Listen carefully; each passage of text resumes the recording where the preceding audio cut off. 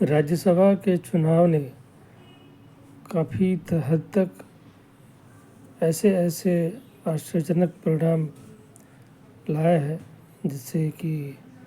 कांग्रेस अचंभित और हमेशा की तरह लेट लतीफ़ और आलसी होने की वजह से उत्तर प्रदेश में भी एक राज्यसभा का सीट खो दिया और नंबर होते हुए भी, और हिमाचल प्रदेश में भी।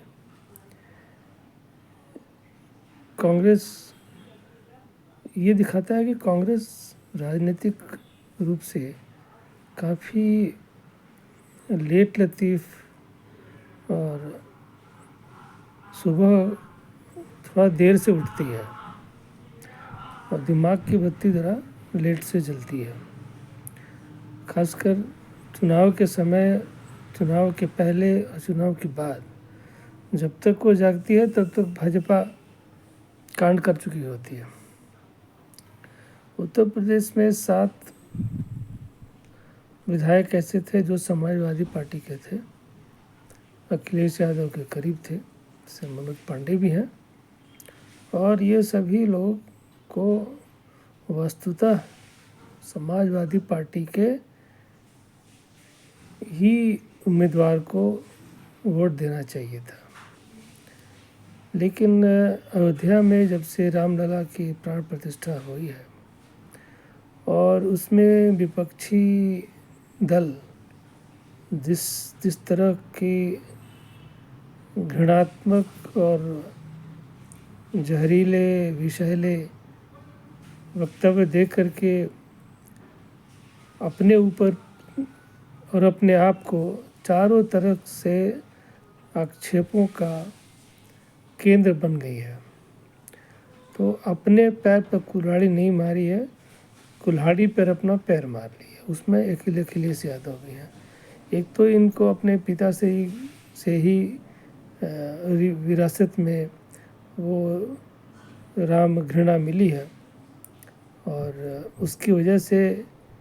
और इनके पास चूँकि मुस्लिमों की अच्छी खासी संख्या है, मुस्लिमों का समर्थन है, और भारत के मुसलमान और जो विदेश में अन्य देशों में रहने वाले मुसलमान में बहुत ज़मीन आसमान का फ़र्क है। विदेश में हर जगह मुसलमान अपने ही धर्म पर ज़्यादा विश्वास करता है, दूसरे के धर्म पे बहुत ज़्यादा आक्षेप नहीं लगाता है, कोई प्रतिक्रिया नहीं देता है, कोई मतलब नहीं होता है। भारत के मुसलमान इस विषय में बहुत ज़्यादा क्रूर, कट्टर और मूर्ख है। ये अपने धर्म के अलावा हिंदू धर्म को आलोचना या हिंदू धर्म को बर्बाद करने, मिटाने का संकल्प दोहराना को ही अपना धर्म समझते हैं। तो रामलला की प्रतिष्ठा के समय ये लोग जितना ज़्यादा विश्व भ्रमण किया, उससे बहुत सारे एमएलए और जो एमपीज़ हैं, नेता लोग हैं, वो अपनी अपनी पार्टी में बहुत खुश नहीं हैं, संतुष्ट भी नहीं है, और ये भी देख रहे हैं कि उनकी जो विधानसभा है या लोकसभा क्षेत्र में जो वोट देने वाले मतदाता हैं, उनके मन में हमारी पार्टी के प्रति क्या विचार है। क्या हम अगले विधानसभा क्षेत्र या लोकसभा क्षेत्र में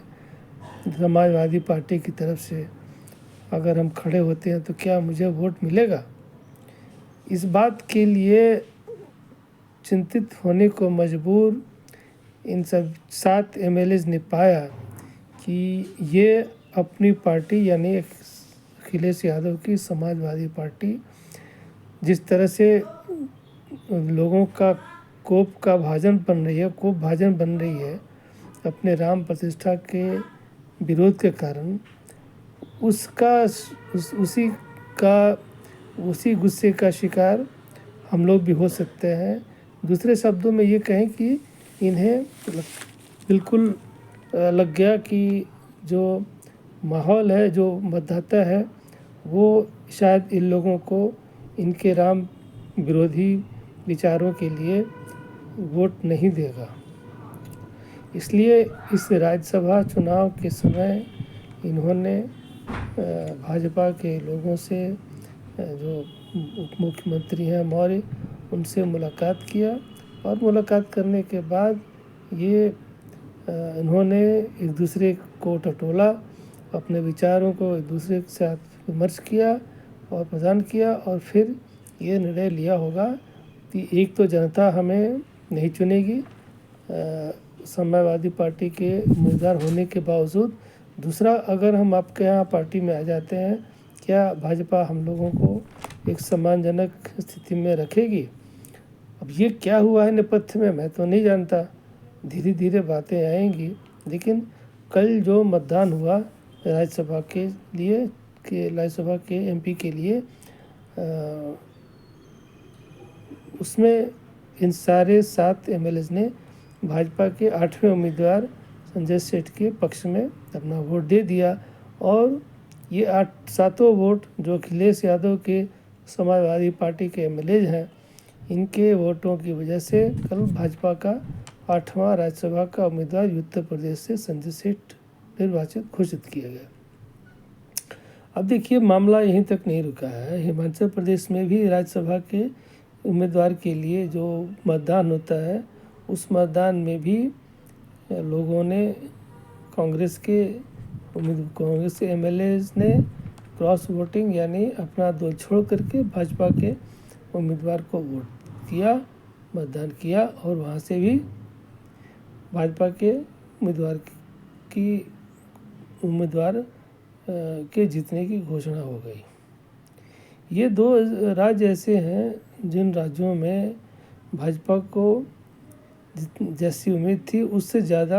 अप्रत्याशित समर्थन भी मिला और जीत भी मिली। ये दिखाता है कि चुनाव आते आते जो प्रत्याशी हैं या जो उम्मीदवार हैं वो आकलन करते हैं आने वाले चुनाव में किस अपनी पार्टी मतलब जो तत्कालीन पार्टी में वो हैं उस तत्कालीन पार्टी के चुनावी असेसमेंट मूल्यांकन जीतने का मूल्यांकन और आकलन करते हैं। और ये शायद संकेत है कि हिमाचल प्रदेश में आने वाला चुनाव दिलचस्प होगा। कांग्रेस शायद लूज तो करेगी ही और अखिलेश यादव भी वहाँ उत्तर प्रदेश में कुछ ज़्यादा ज़मीन वो उनकी हानि होगी। ये भाजपा का चुनाव प्रबंधन कुशल है, बहुत सजग है और काफ़ी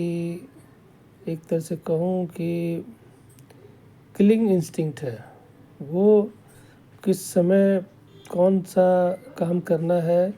किस व्यक्ति से बात करनी है और कितनी जल्दी उसको अपने गुट में, अपनी पार्टी में, अपने दल में शामिल करना है, इसके लिए वे बहुत एक दूसरे जितने भी उसके सदस्य हैं आपस में एक दूसरे से संपर्क समन्वय स्थापित करके और बड़ी चालाकी से उस शिकार को अपने पास रख लेते हैं, दूसरे की पार्टी को, दूसरे के दल के व्यक्ति को अपने दल में शामिल कराते हैं और इस तरह से विपक्षियों को थोड़ा तितर बितर भी करते हैं। विपक्षी दल को थोड़ा सा कहीं ना कहीं मिला जुला करके उनको तरह से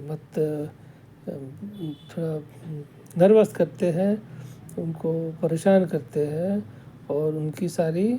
जो कोशिश है उनको विफल करते हैं। तो इसमें कोई गलत तो नहीं है। इसमें गलत तब होता है जब भाजपा ने इन लोगों को प्रलोभन दे करके बुलाया होता। अब ये पता नहीं है कि प्रलोभन दिया गया, अभी तक तो ऐसी खबर नहीं है। अभी तक तो जो समाचार मिले हैं उसमें यही है कि कहीं भी किसी तरह का ट्रेडिंग या व्यापार या खरीद फरोख्त का कोई भी मामला बनना नहीं है। कोई भी ये सब चीज़ें किसी तरह कोई भी इस चीज़ों की तरफ इशारा नहीं कर रहा है। इन सारी स्थितियों में मुझे लगता है कि यह सिर्फ चुनाव प्रबंधन का मामला है और अपने अपने जो राजनीति में अपने अपने भविष्य को के प्रति जो भी उम्मीदवार हैं उनको उसका मूल्यांकन करने का हक है और उस मूल्यांकन के आधार पे निर्णय बदलने का भी अधिकार है। ये ज़रूर है कि जब वो जीत कर आए थे तो जिन लोगों का मत इनको मिला है, उन मतों के प्रति वो अपनी वफादारी मतलब उसको प्रदर्शित नहीं कर पाए, कम से कम इस चुनाव में। और ये शायद मामला तो नहीं बनेगा, मुझे उम्मीद लगता है, लेकिन इतना ज़रूर है कि लोग ये सारी चीज़ें बातें समझते हैं और जानते हैं कि ये कितना लोकतांत्रिक हो सकता है, लोकतांत्रिक होता है। बस उन्हें अपेक्षा इतनी है कि अब आप जहाँ भी हैं, जैसे भी हैं, एक मजबूती के साथ एक दूसरे का समर्थन दे करके और जिताने का संकल्प लेना है।